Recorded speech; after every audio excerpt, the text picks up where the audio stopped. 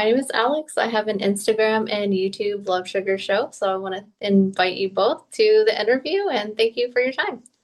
Thanks for having Yeah, us. thank you for having us. No problem. And if you guys don't mind introducing yourself and then also a fun fact about you. You first. Uh, I'm Mike. I play guitar in Cartilage, and a fun fact about me is that I've had long hair almost my whole life. Nice. My name's Mark. I'm the vocalist of Cartilage, and one fun fact about me is I'm got too many hobbies, and most recent one is competitive Beyblade. Okay, that's such a 90s thing. I love it. Oh, good. So much better, interesting fact than mine. Don't you love how he just like volunteered you first? Like it was like a split second. He's like, you first. Someone's got to do it. It's okay. Awesome. Well, I'm excited to talk about this album. It's very intense. So I thought it was really awesome. I enjoyed it. So congratulations on making an awesome album. Thank Thank you. you. And one thing I did notice that I'm sure everyone else is going to as well is the album cover is very intense. What's the story behind that? So this record, we set out to do a concept. So it's a concept record, and it's all based off of a nightmare I had like years ago. And Oh boy. yeah, it was a pretty messed up one. Uh, like a scary surgeon doctor dude in this room. I go into the room and I see he's performing some sort of crazy looking surgery with an open chest, and there's like a sigil and all that. And so that's what you see on the cover. And the surgeon's hand is what's hovering above the open chest cavity. And he's like transferring the soul from the corpse or the patient or whatever the body into like a frame that's connected on the wall, and you see the soul in the frame and it's being trapped there. And then dude looks up at me, he's like, "You're next, little dude." And I'm just like, "Oh no!" And yeah, I try to run away, and it's one of those fucked up dreams where like you can't run, so you're just like slow mo, like I gotta get away. Yeah, so it's based off of a silly dream that I had. What kind of things do you watch before bed? Because I'm gonna avoid that. Life of Life Moe anime or a Disney flick. So yeah, I don't know where it came from. Maybe the music, as I'm wearing an Impetigo shirt. LOL. Yeah. And anything to add about the album cover? Done by our buddy David David Romero. Romero. He did our art for our first full length. He's done plenty of other pieces in our early career. So this time around with this concept, I was like, well, I know exactly what artist to hit up. And he knocked it out of the park. Yeah, it's very interesting. I think this is like an album cover that you would see and you'd be like, oh yeah, that album cover with that person, like their chest and all the openness, literally, with so I think it's one that will definitely stand out. Hell yeah. So I'm curious, did the album cover come first, or was like the whole album kind of based around that, or what was like the creation process like for you both? I don't want to say like, well, the music definitely came first, but I mean, I think it stands to reason that image was in your head before we even started. So like, almost both in a weird way. Like the artwork directly not itself, but that whole idea of someone's body being utilized as like a human sigil was definitely in our minds pretty much immediately before we started writing the music itself. Yeah, but the coolest part about the whole writing process is with most bands, what you do is you lay down a riff with the drummer, and then the vocals and lyrics come afterwards, Hmm. or the story or concept. The concept and story was actually created before like most riffs were even written, which was kind of like an interesting take we've never done before. And so the two of us primarily met up like every Tuesday, Thursday night, just kind of like trying to come up with like, hey, this character is doing that and that character's doing this, and where's that lead, and Like just a basic storyline, yeah, basically. And then we kind of had an idea of what every part of the story, or like what kind of music would match for each kind of section of the story, depending on what was happening. So, uh, Yeah. yeah, if you heard a lot of like crazy tension in the record, that's definitely like intentional, depending on like what's happening narratively in the structure of the thing. So were you trying to create like a story almost, like from the beginning to the end? Yes, yeah. So this is definitely like us coming up with like a concept record in the tradition of like a King Diamond record, to where there is sort of like if you're interested in it, you can read a little deeper into the lyrics and sort of explore like this continuous story, sort of again in the tradition of like a King Diamond record, but also like a cheesy 80s horror movie like a Hellraiser, yeah, or like a Reanimator. We also are catering to folks who are like deeper levels of fandom for us. If they're like, wow, I Yeah. really like this music, and they crack open the CD or the vinyl and they want to like look at the liner notes, they're going to get a feast for their eyes, also for their brains, because you'll connect the story with the lyrics and you'll connect the art with the tracks, and it's all cohesive. But from Hmm. a casual, I just want to stream this once, twice, you're still going to get a kick out of it because the music just speaks for itself and the riff. Right. But yeah, it goes either way. So if you want to like delve more into it, you have everything there. It's an extra layer of creativity if theoretically someone's into it enough to care about that. But if not, whatever, yeah. Riffs are tight. Yeah, exactly. Hopefully the songs stand on their own as well. So it's like a game with like a bonus level. If you like pass that level and you're like, hey, I want to keep going and get further. If you want to hit that hard mode, it's there. Exactly. Some side quests, if you will. Yep. Yes. Or the cheat codes for back in the day where you have to go like buy the whole book and look through it for your cheat codes. Oh, there you go. Yeah. So I'm curious, what was the hardest part of making this album and how did you push through that challenge? Well, there was a lot. We're laughing because there's definitely some tricky moments. I think it was trying to make it all cohesive because we were writing lyrics, and I think it was tough for us to like. We're like, okay, these lyrics are done, and then we're like, wait, we didn't like totally explain that one thing. So yeah, I mean, I don't think it's without its holes or whatever, but I think I'm pretty proud of how we managed to get everything all together. He says we, but I'm gonna state it right here, right now. Homeboy Mike, right here, my brother-in-law, my sweet baby boy. He wrote this whole damn thing damn near by himself. I think 80% of the record is him, and 100% of the drums is Adam, of course, but him and Ria's the rhythm guitarist and also his wife, my sister. It's a whole family thing. Awesome.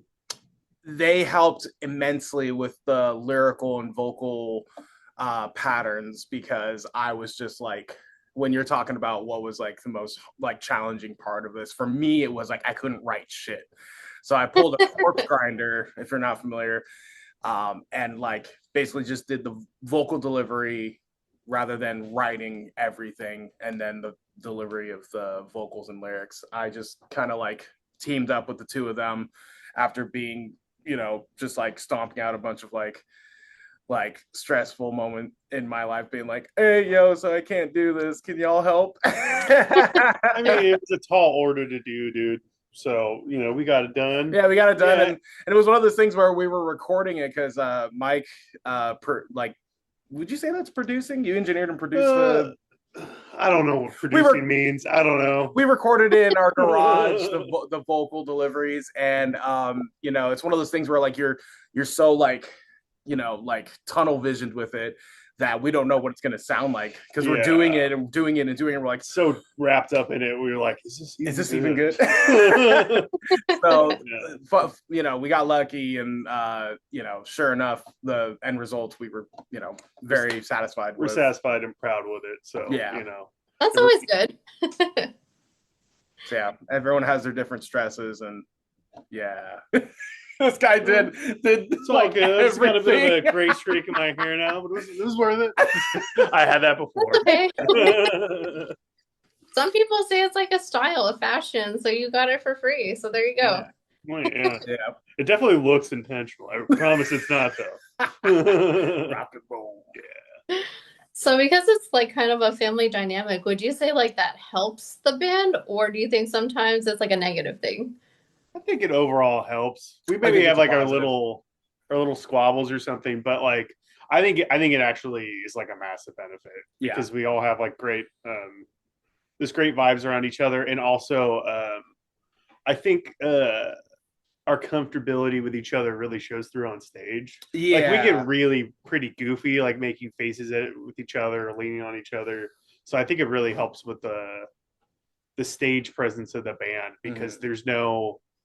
there's no ego. Like we dress up in crazy outfits, like Judas Priest 80s style with fake blood splattered on us. Like we have, I think between that, like having our outfits where we can't take ourselves seriously by like the nature of what we're doing, and the fact that we're all so comfortable with each other and been doing this for so long that it's like pretty freeing on stage to the point where we could make idiots of ourselves, and I think people actually are pretty stoked on it for that reason. Where it's like Yeah. there's not like this air of arrogance or flexing. It's like we're having fun. We're inviting everyone else to have fun. Kind of. Having a good time.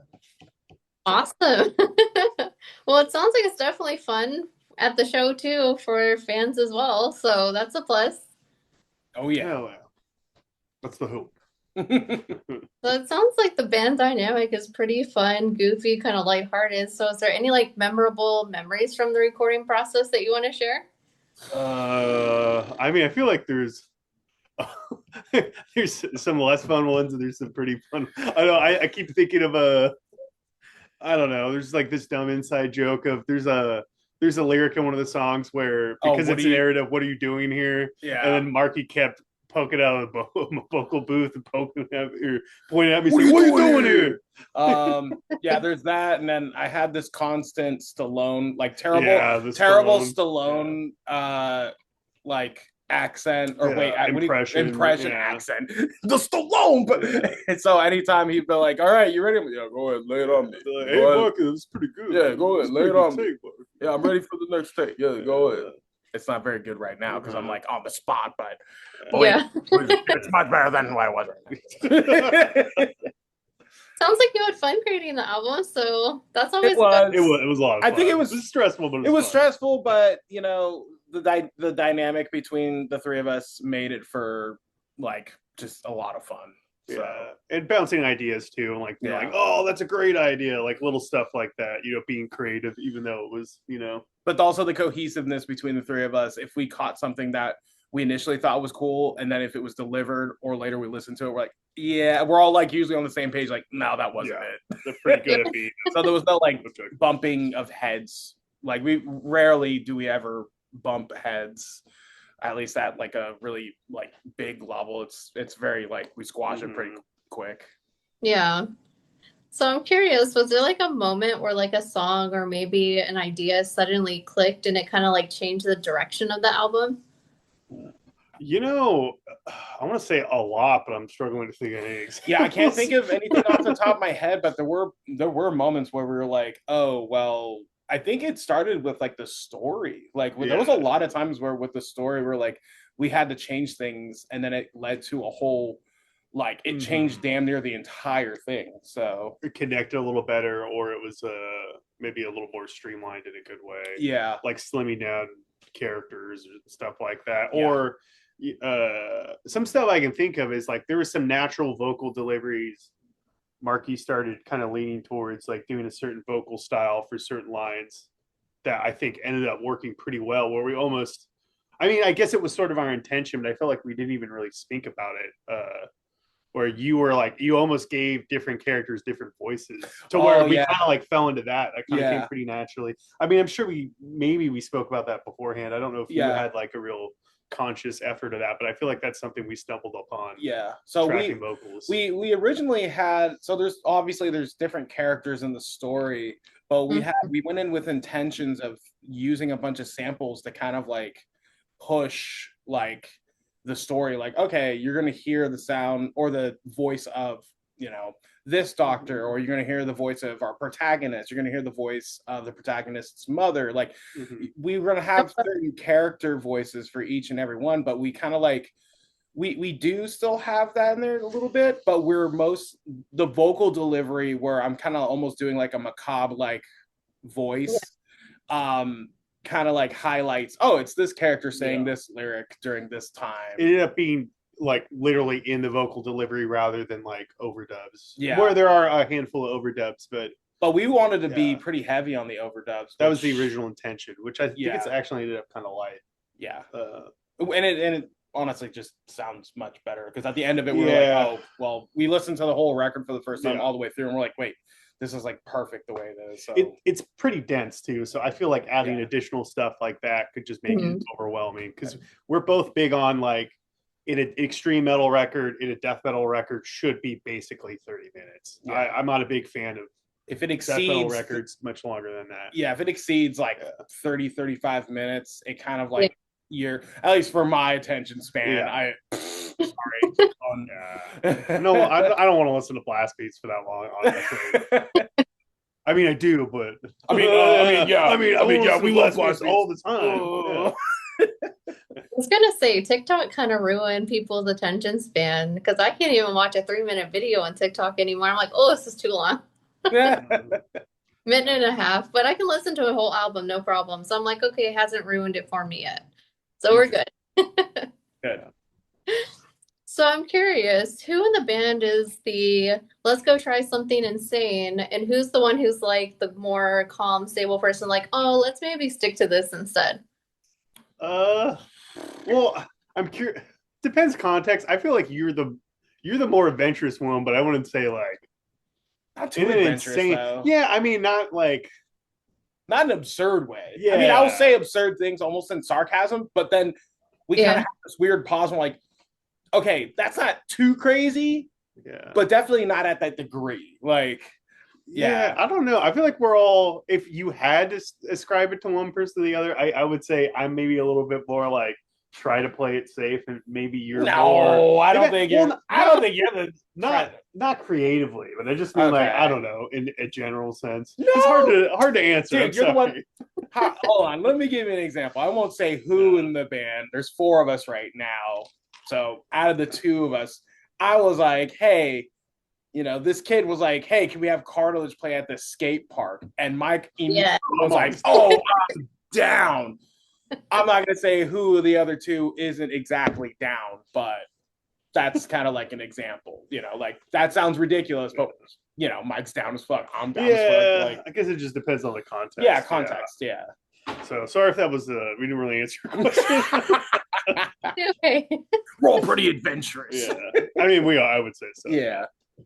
So skate park is not happening, I'm assuming. I don't know. We might put it forward. Yeah. I like playing. I don't know. I like playing down on the floor shows and stuff like that. I miss it. It'd be fun.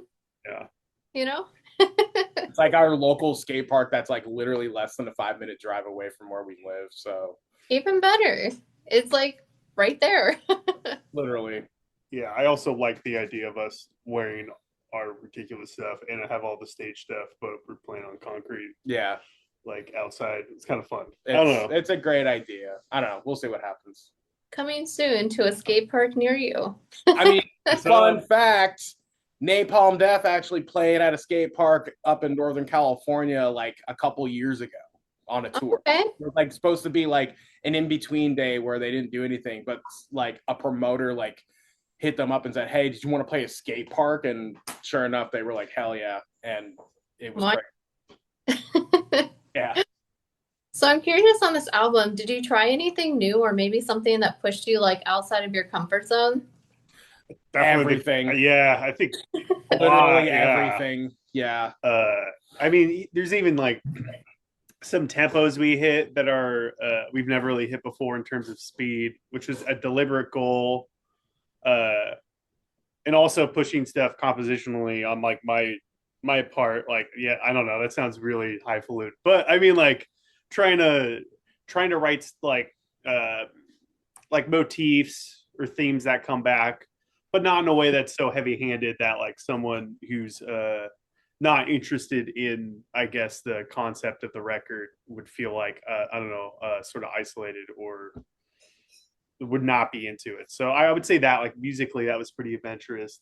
a lot of the tempos, and then just the whole concept of doing like a narrative. Yep. Because there's just a whole bunch of there's a whole layer of work involved with that creatively that we've just like you don't have to do normally. Yep. Yeah. And this is the most I've pushed myself vocally, as far as like the riffs and everything being so colorful. I had to like deliver the right kind of vocals on top of it. Not in the sense of like someone like Travis Ryan from Cattle, where it's like he's doing all sorts of crazy shit, but more so Yeah.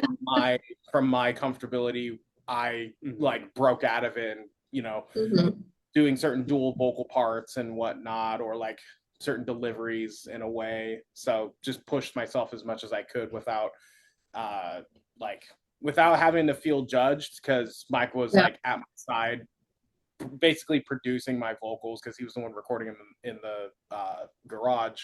So Mike helped me a lot to like get like the best out of me at that time. So I feel awesome. about it. Yeah. Yeah, and that's the benefit of recording at home is you could just like sit on stuff and there's something you're unsure about, you can always listen it back the next day with fresh ears and see if it's good versus like if it's trash. And I'm not worrying about like the literal time I'm spending in like a professional studio setting with a professional engineer where I'm like stressing about time and money, performance anxiety, and the clock ticking, which is in some ways good. So sometimes I would say with this big of a creative endeavor, that would have been very bad. Yeah.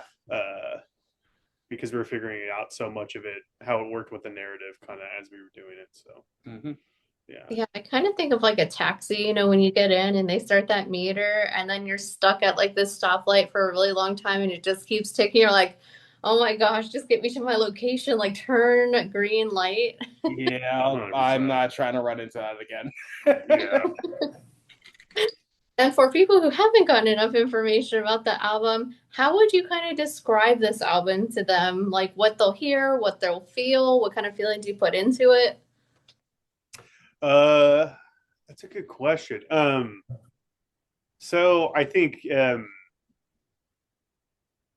I guess like musically, if we're thinking purely like about influences and stuff, we definitely kind of broadened our musical influence range for this. Like we're still very much like a goofy like carcass worship band at the end of the day, but like there was a lot of kind of riff styles we started incorporating more.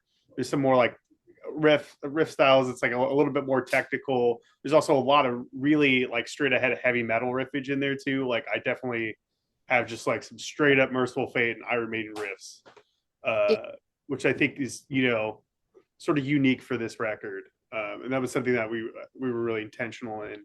And then I think just trying I think vibe wise we were really trying to like guide a listener like on a journey as best as we could. As best we could. That was our intention. Whether we succeeded with that and is the listener to decide, but like really having these peaks and valleys, giving each song kind of having its unique identity too, both for narrative sake but also just to like avoid ear fatigue listening to it. And also we sprinkled a lot of brutal death metal influence in there. It was another big because all four of us are like huge brutal death metal heads, and we thought Cartilage when we first started was going to be like a side project, which ended up being even more than that. But since the beginning, we kind of just had it in mind it was just going to be a death grind band in the vein of like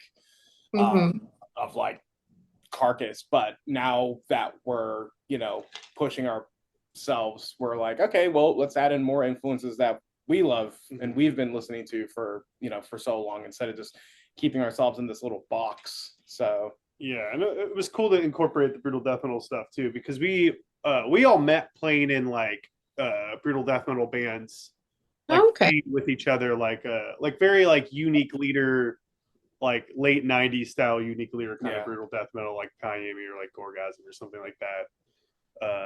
So it's cool to kind of sprinkle some of that stuff in there more than we have before.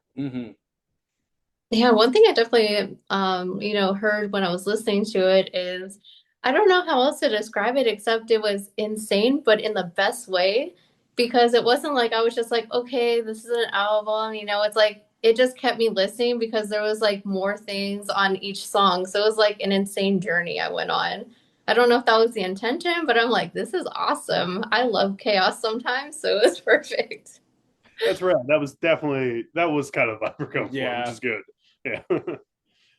So I'm curious, was there a song on the album that maybe started out differently, like maybe in like the demo stage, and then like toward the album it like completely changed direction, or it was very different? And I'm trying to think that Metal Bone was like the very first. That was yeah. pretty like linear. I don't want to say linear, Yeah, but that was pretty straightforward. I would almost say the last song, Stitch by Stitch. that one changed that pretty.